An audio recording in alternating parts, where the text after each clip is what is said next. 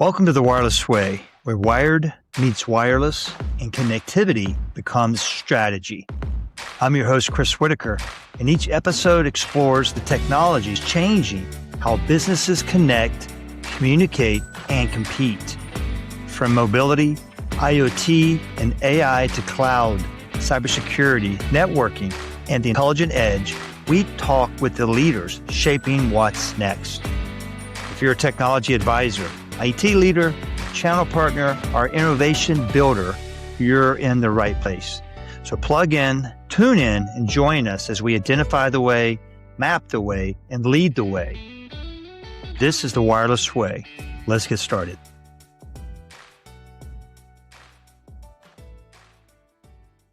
Welcome to another episode of The Wireless Way. I'm your host, Chris Whitaker. And if you've been listening, I hope you know what's next, man. Gratitude, attitude to gratitude. I'm glad you're here. And I'm especially grateful for a very special guest, honestly. And, I'll tell you why in a moment. It's a special guest to me. I was just telling her. Jia Lin is our guest today. And a little bit about her before I bring her on. She is a computer science and Chinese studies student at Furman University who is exploring. She's on a journey exploring where technology can make the biggest impact. She has an interest in AI, Python, C#, data analysis, natural language processing, a lot of topics I've been hitting on for the last year. She's been studying it. Jia brings a unique combination of technical and cross-cultural perspectives, which is why I asked her to be a guest. I met her recently this summer as she joined a national tech and hardware distributor as a solutions engineer intern, working with the technology services team, giving her a firsthand look at the technology channel, solutions engineering and architecture, and how technology gets brought to businesses through partners. So pretty impactful opportunity for her. So Jia Lin, welcome to the show. How are you? I'm doing amazing. So when you heard that little bio there, what was going through your mind? I mean, it's a great introduction. You hit on a lot of things. I am a rising senior at Furman, more specifically. So, last year, best year, trying to get the most out of it as I can. I am a first generation student, so with immigrant parents who came from China. But yeah, you pretty much hit everything. So I read your bio there. Again, this is what's so exciting. I'd say you're a special guest because, most of my guests are mid to late career. They've got 10, 15, 20 years behind them. You're just starting this journey out. And just a quick reminder for the listeners, The Wireless Way, it started out as a wireless technology podcast, but it really has a double meaning.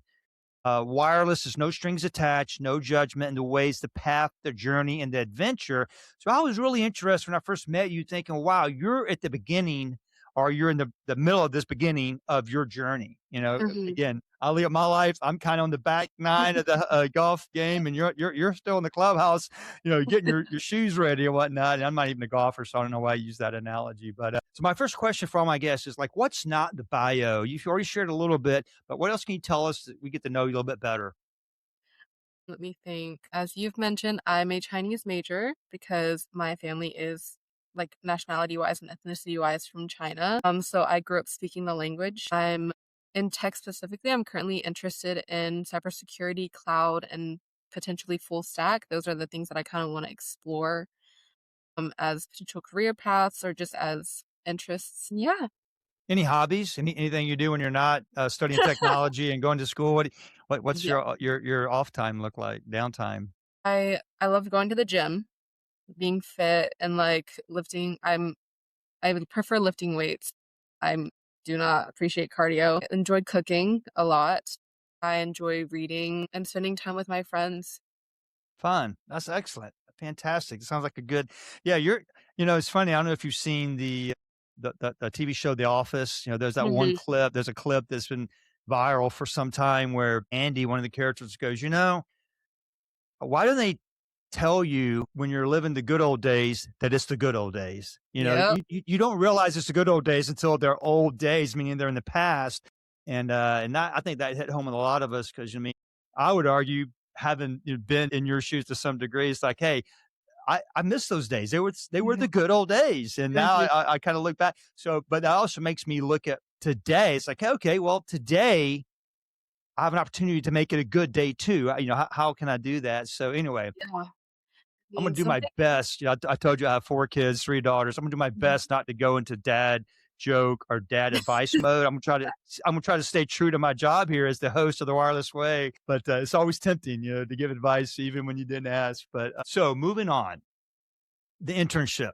How did Mhm. you learn about the internship opportunity, and what was attractive to you to do it? I mean, why did you sign up for it?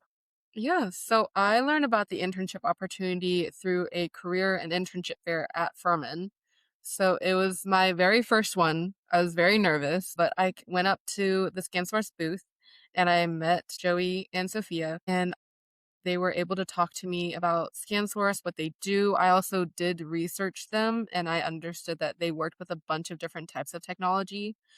So, I was very interested in that way, and then it wasn't until after I contacted them that I was told that I was being offered an internship in the solution engineering department, which I got interested in that because it's kind of like the middle ground between tech and the front end, like, social business aspects, which obviously, as I'm still developing myself professionally, I want to explore whether I would be more prefer the technical aspects of coding and back-end stuff or more the front-facing stuff with people and sociability and communication. So that's what got me really interested in the first place. So when you think about, people in technology, especially the engineer, most Mhm, engineers are considered, very kind of dull, black and white, not no sense of humor. mhm, I feel like that's changing a lot, because you're right. There's a human element. Technology is only good if we know how to layer it into the human experience or the human level. absolutely. Was there anything that surprised you about that process? Because was it 3 months? Is that how long the internship It was was? 10 weeks, so a Okay. little over 2 months. Okay, a little over 2 months. Yeah. Anything surprise you about it? Was there any Did you have any preconceptions or any notions that maybe Mhm. proved to be right or wrong at the completion? Yeah, I actually do have 2 things. So first was that the engineering team had so many people from different backgrounds that weren't necessarily tech focused. And I was completely we had people from engineering backgrounds or cybersecurity backgrounds or, like, communication backgrounds just all coming together to be on the same team, which was really cool because you get a lot of diverse perspectives and experiences just in one team, which I thought was awesome. And then other than that, I think that it's m engineering was much more social than I thought. Like, it was a lot of getting to know people, getting to know what their needs were, what their pain points were, and really having to communicate with people, and it wasn't this, like, dull, like, you just, work on your own stuff. It's a lot of collaboration, which I think is really cool, and I really enjoyed that aspect. So, what you learned during those 10 weeks, did it align with what you're learning in the classroom and the textbooks? Was there any delta or a gap between what they're teaching at Furman versus what you saw in the real world environment with through the internship? I think there were some things that aligned, like, especially when we were talking about AI. And like the ethics of using AI and being safe with using AI, those made a lot of similar like points in school and outside of school. But other than that, this experience was a lot of new aspects to me. Like everything was basically new. I learned a lot about like professional skills and communication skills, collaboration skills. And as much as you do use those skills in school, it's kind of different when you're actually working with people who have been in the industry and you get a really brand new perspective on what it is actually like working in like a real job. Yeah, that's a good point. I mean, as you were answering that, I was thinking of like one particular area of soft skills, we'll call it, people Mhm, skills that mhm, I don't think are really taught anywhere. You just kind of learn them, but even like mhm, email etiquette or Outlook etiquette, mhm. Yes. because if you're a colleague of mine, I apologize, don't offend anybody, but when someone emails me going, Chris, I need to meet with you. Can you give me 2 or 3 dates that you're available? And Mhm. it's an internal person, someone on the same domain, as me. I'm like, Right. dude, just go to Outlook schedule a system. You can see my schedule. Just pick a date, because like now you just wasted another email that I'm going to reply to you to go, well, yeah, here's a few days. Next week looks pretty good. But by the Mhm. way, my calendar's up to date. Just pick a date, you know? Yeah, That's like one of my biggest pet peeves. If you're external, you don't have you don't see my calendar. That's exactly. where, I love Microsoft booking link. It's like, hey, here's my Mhm. booking link. Click on this link and it'll tell you what days I'm available. If it Yeah, says available, pick it and we'll exactly. meet. It's that easy. Let's not go back and forth to three different. How about next Tuesday? Oh, that's not good. About Wednesday? But people still do it. I'm like, why are we doing this, folks? It's kind of nuts. Yeah, I will say I did this a couple of times where, like, I feel like it's kind of the middle ground where I would send someone a meeting and just send them a message as well, being like, "Hey, I made this meeting. If it doesn't work, let me know, but if it does, then, like, I'll see you then." But that's courteous. And so you're Yeah, using the tool and giving them a heads up. That's good. That's good manners, I would say. thank That's you. being courteous. As you wrapped up the internship, Mhm. was there any skills that you were surprised about or turned out to be most important? And we kind of hit on some already, but maybe there's a different answer here. What skills turned out to be the most important that maybe you didn't think about when you started the internship? We'll be right back. Every 2 seconds, someone in the U.S. needs blood for surgeries, cancer treatment, chronic illness, and traumatic injuries. Yet, only 3% of eligible Americans donate each year, leaving hospitals struggling to keep enough blood on the shelves. One blood donation can save up to 3 lives. With your help, we can make sure life-saving blood is ready before it's needed. If you're healthy and able, please roll up a sleeve and donate. Visit redcrossblood.org or call 1-800-RED-CROSS to find a drive or donation center near you. Donate blood saves lives. It's easy, safe, and one of the most generous things you can do. I feel like networking, but not in the terms of, like, getting to know all these people, like, from everywhere. It was just making genuine connections with people, like, checking up with people that you've had conversations with. Oh, if you see them walking past the hall, like, say hi. I think something that was really fun from the internship was that at the very end, all the interns got superlatives, and mine was that I did the most walk-a-miles, and for if you don't know what walk-a-miles are, you basically have, like, a 30-minute to an hour meeting with someone from the company, and you just chat with them. They could be from a completely different department, but you just sit down and have a genuine conversation, and I love those meetings, even if they weren't tech, like, I met with people in marketing or sales, supplier services, and I would just sit down and be like, "Hey, so what do you do?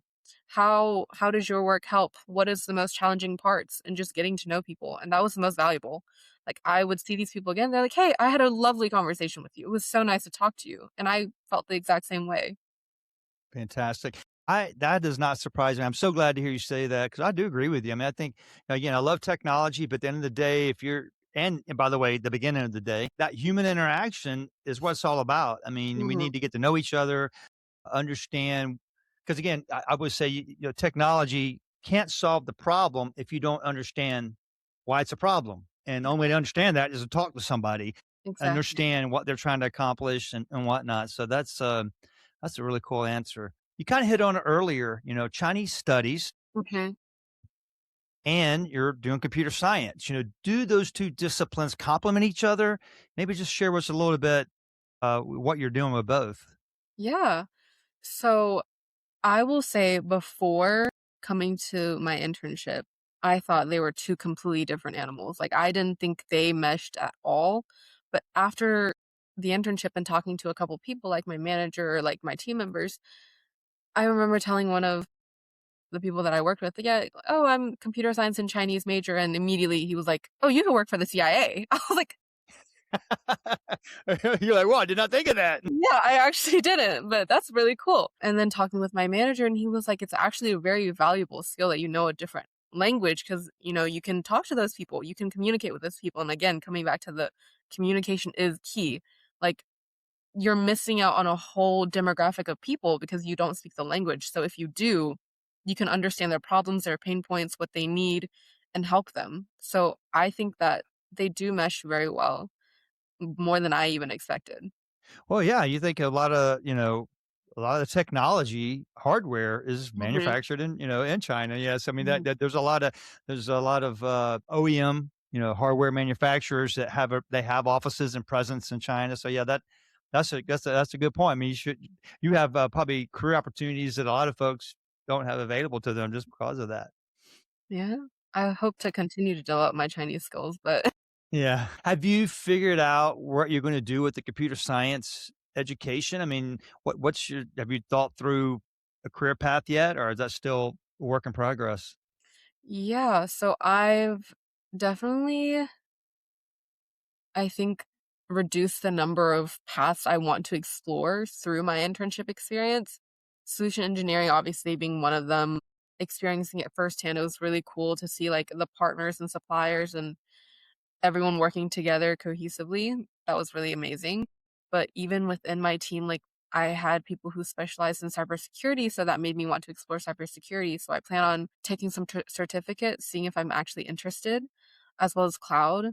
And then next semester, or next year, I'm taking classes in full stack and game development. So I feel like I'm taking this last final year to just explore and like expand, and then finally, as the year comes to an end, focus onto one topic. That is the goal. Yeah. Interesting. Now that's so cool to hear you say that because yeah, they say part of making good decisions is gathering all the data. Mhm, Before you make a decision, you should try to get as much information as you can so you can make an mhm. informed decision, which that seems like that's what you're doing, right? You're trying to Right. gather as much information so you can make an informed decision. And by the way, I've had a few career pivots in my life, and here I go breaking my rule. I'm gonna give you that advice anyway. I know, I love to But hear it. yeah, exactly. You take it for what it's worth. It may or may not help, but I think it's okay to pivot sometimes. Sometimes you'll pick something and you go, like, for example, I mean, if you know my background, my first job. I thought I was going to be a career soldier. I was in the U.S. Army for 10 years. Had a great time. Did a lot of cool stuff, and finally woke up one day and go, I don't think this is it. I don't think I made a huge 10 years investment. Mhm. I was doing really well, but honestly, the rest of the story is, my wife was pregnant with our third child. I was realizing, hey, I really like this family dad thing, and it's kind of hard to do that and be a soldier. So Right. God bless the men and women that do it. I know it works for some company for some families, but for me, I'm like, yeah, I'm out. Mhm. And then got into technology sales on the direct side, and you control your destiny a lot more. And then I learned about the indirect side, the Mhm. channel that we know, and made that pivot. So yeah, I think as you gather more information, that decision you'll change your decision. You change your your focus or your journey, if you will. Yeah.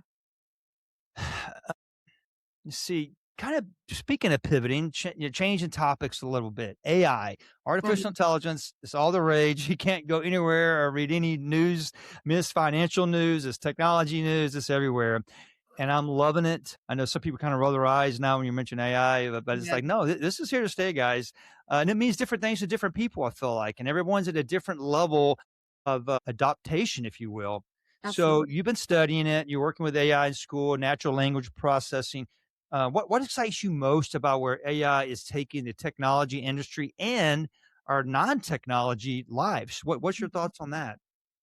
I think in non-technology wise aspect, I am a type 2 diabetic, so I have to be very careful with what I eat during the day. So sometimes I like to use AI and to kind of help me plan my meals and be like, is this okay for someone who is a type 2 diabetic and like should watch how much sugar or carbs they're intaking. So it's very helpful in those aspects, but in tech, I think tech AI is definitely here to stay. I definitely agree with what you've said, and I feel like it's kind of one of those things of, like, even if you don't particularly love it, you still need to kinda jump on the wagon or you're gonna get, like, left behind.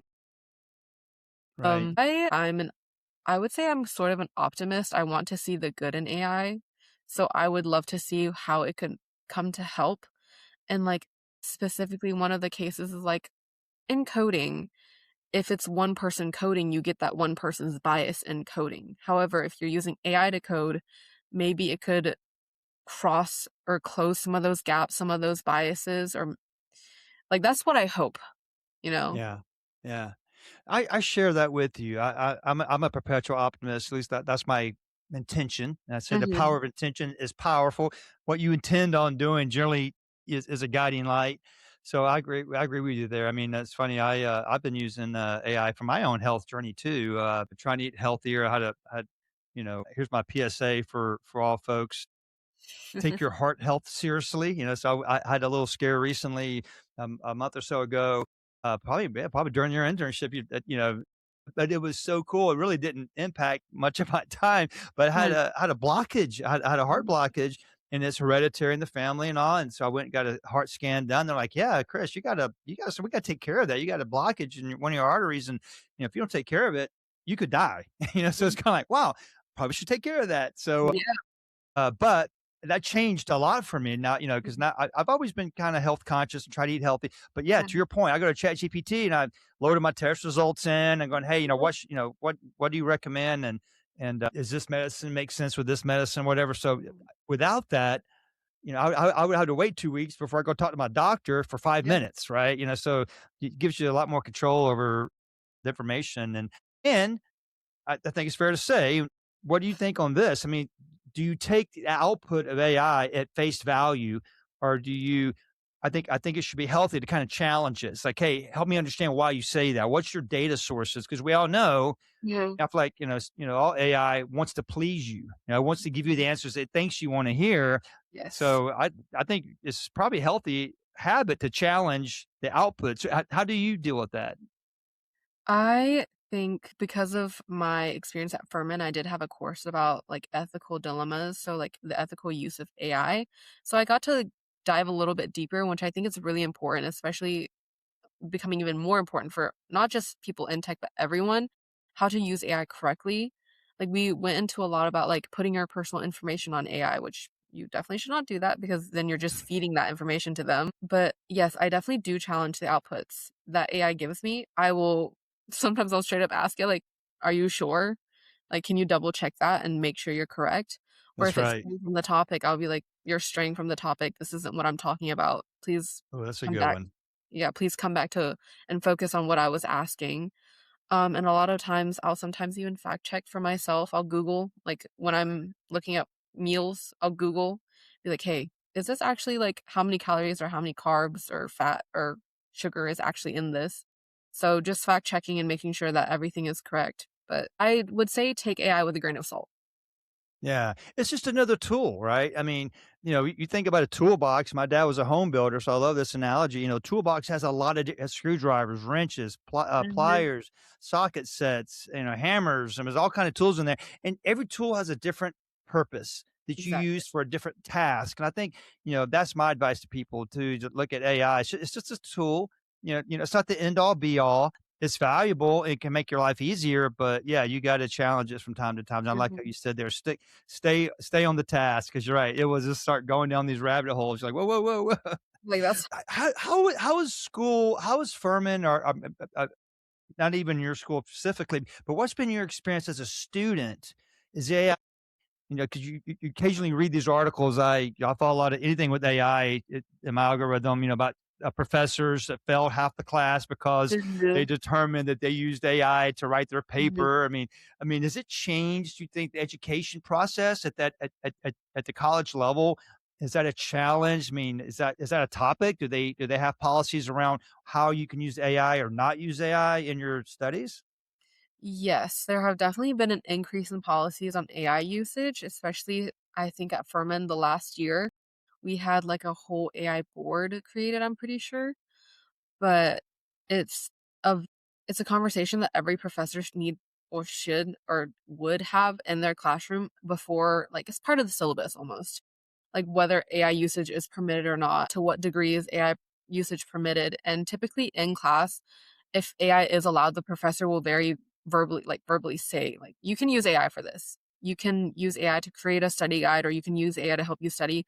But obviously, you cannot use AI to help you complete your assignments. And I think that AI has definitely caused an impact in upper level education. Just previous years, one of my professors, every single week, he would give us a quiz to, test yourself on your knowledge, make sure you know what you're learning in class. And if you don't, you can improve that way. But they soon realize that, oh, people are just using AI. There's no point in me giving this exam or this quiz if it's not actually benefiting people and they're just going to use AI. So Wow. there's some pros and cons. So I've seen some articles too around lower education, K through 12, Mhm, especially like middle school and high school, where mhm, when you go to school, you literally have to put your phone in a little locked bag and you check your mhm, phone at the door. So you mhm. can't use your phone during the course of the school day. And then at the end of the day, you get your phone back. Do you think, has that ever happened? Has that ever been a topic? Or do you think could they pull that off at the college level? At the That college would level, that would be like a riot, I think. I don't know if that would work. I don't think that would work at the college level. K through 12 maybe, but college definitely not. I Yeah, feel like college students, they're very much like, "Oh, I'm my own person now." We're college students, we've gotten a taste of the freedom, being independent, making our own choices, that's right. consequences or not. So, I feel like if all of a sudden they're like, "Hey, leave your phone in the box," we're gonna be Like, like, who do you think you are? "Yeah, like, why would I do that? I'll just say Yeah. I left it at home or something." Because I'm even thinking about, like, in our industry, Claude, the meeting recording device, it's that little Mhm, device you sit on the table or you attach mhm, it to your phone, it records the whole meeting, and it gives you all the highlights, the action mhm, items. I bet you is everyone doing that in these long lectures maybe that are boring? I mean, it's like, I'm not gonna really pay attention because my phone's mhm. recording it, and it will give me the Yeah. summary later today. Is that you think that happens more than not? Well, I can't say if it happens more than not because I believe if you don't have some special need, Furman actually does not allow you to record lectures. It is Oh, cool. something, and I think it's based off also on the professor's preference. If the professor decides to record their own lecture, then and they can post it themselves, but students are not allowed to record lectures. Wow, wow. But is that an honor system, right? Because if I have my phone with me, you don't know if I'm recording or not. I mean, That is that's true. fair, right? That is fair. Most professors, I don't think would know, but I'm hoping that people aren't doing that because I personally think that people should be have their own like choice if they do not want to be recorded or I agree. taken a picture of, then you shouldn't. Yeah, yeah, that's interesting. So we spent a lot of time talking about technology and the Chinese studies part. One last question around the internship. Yeah. You got to see the business side and then the technology side. And of Mhm. course, in the whole internship, I think one of the keys is they're really they're one conversation.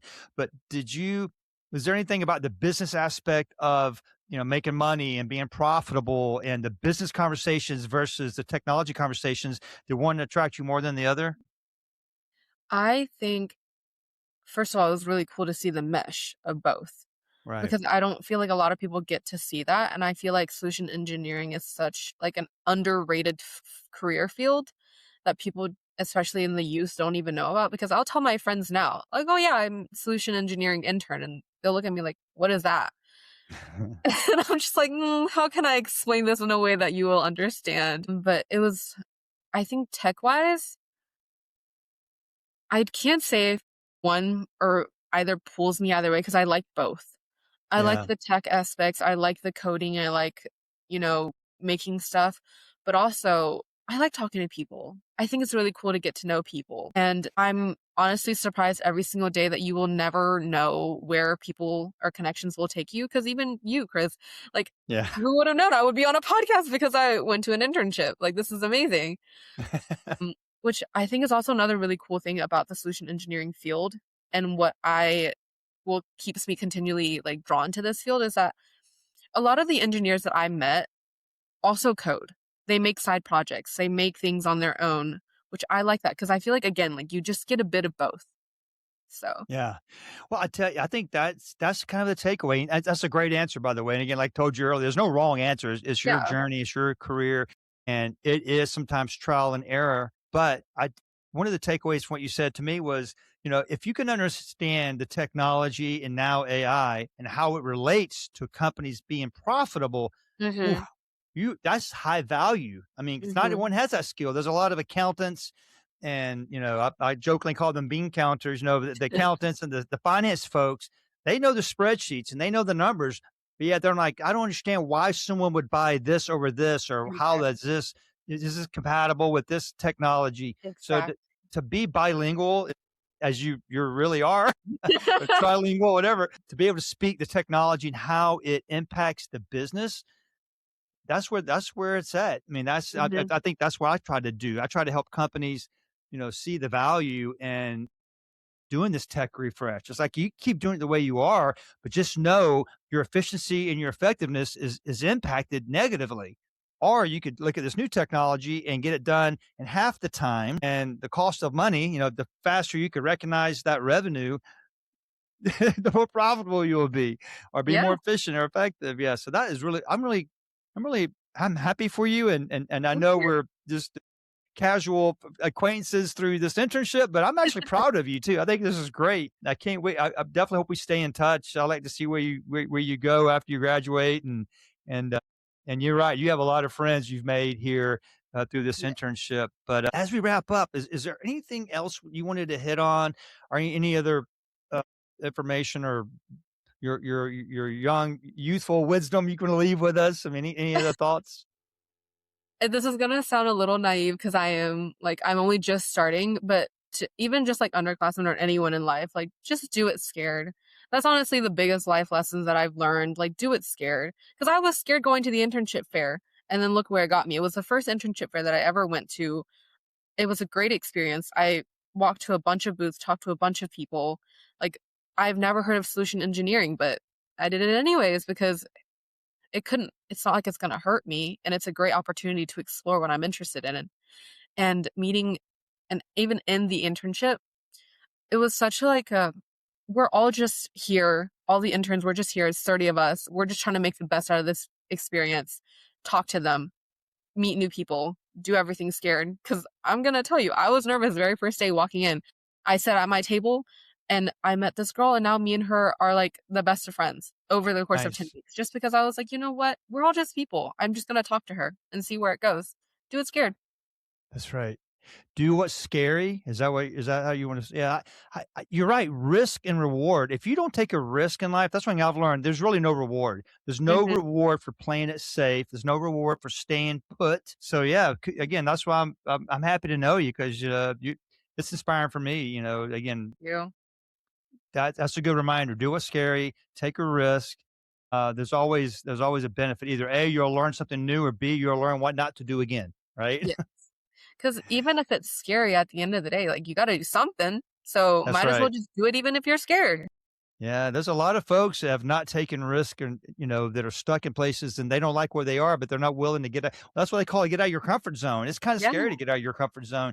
But you're right. I look back over my life. Every time I've done that, it always paid off. Yeah. It always paid off, even if it's just the confidence to go do something that someone else isn't willing to do, obviously within reason. But yeah, that's a great word to end on. Take calculated gambles, take that risk, don't be scared of something that's different. You can always learn from something. Man, gee, Absolutely. well, thank you so much. I'm so glad we had this conversation. Let's definitely Sure. want to stay in touch with you. I appreciate you making time to be on the show today. Thank you so much for inviting me. I was definitely very shocked when you were just like, "Oh, do you wanna be on a podcast?" I was like, "Okay, sure." Well, I sincerely mean it because we met a few times. I was one of the interviews you did.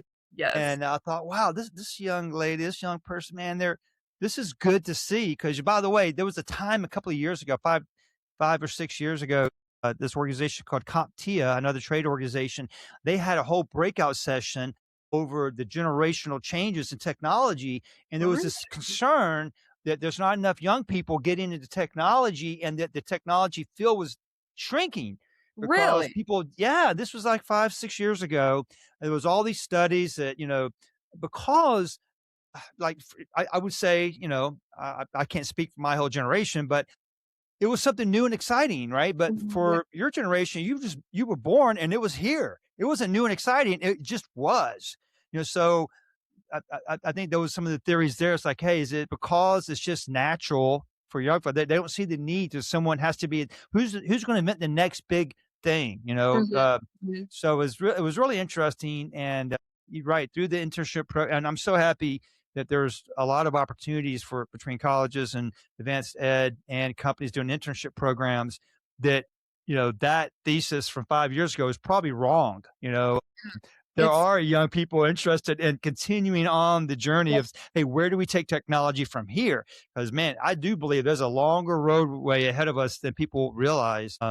I think one of the fears that a lot of younger people have now actually that I've, talked with other computer science students about is that there's too many people in tech. So it's so funny that you say that because my generation, we're hearing the exact opposite thing that, oh, there's too Wow. many people. Like No, it's too much. But even then, I feel like tech is going to always be around. Tech will always be needed. If you truly enjoy being in tech, no matter what industry it is, just do it. that's Like, right. Well, I tell you, I would encourage you and your peers and your friends. I mean, I've seen articles like going back to cybersecurity, that there's like, I don't know, it was some crazy number of job wrecks, like 1,000,000 job wrecks that no one was filling. yeah, Now, some of them may be because they didn't have the certifications. if you don't have the education, it's not, you can't just go say, yeah, I'll be a cybersecurity analyst. Well, you got to know what you're doing. You need the education for it, right? exactly. But there's a lot of jobs not being filled because, no one's raising their hand, no one's applying. Mhm. So that's interesting to hear both sides of the coin. But I still believe those that understand how technology impacts business and revenue creation, that's the sweet spot. I mean, because at the end of the day, every company is there to make money and they got shareholders and they got stock. Obviously, it's good to have money. That's how you pay for stuff, right?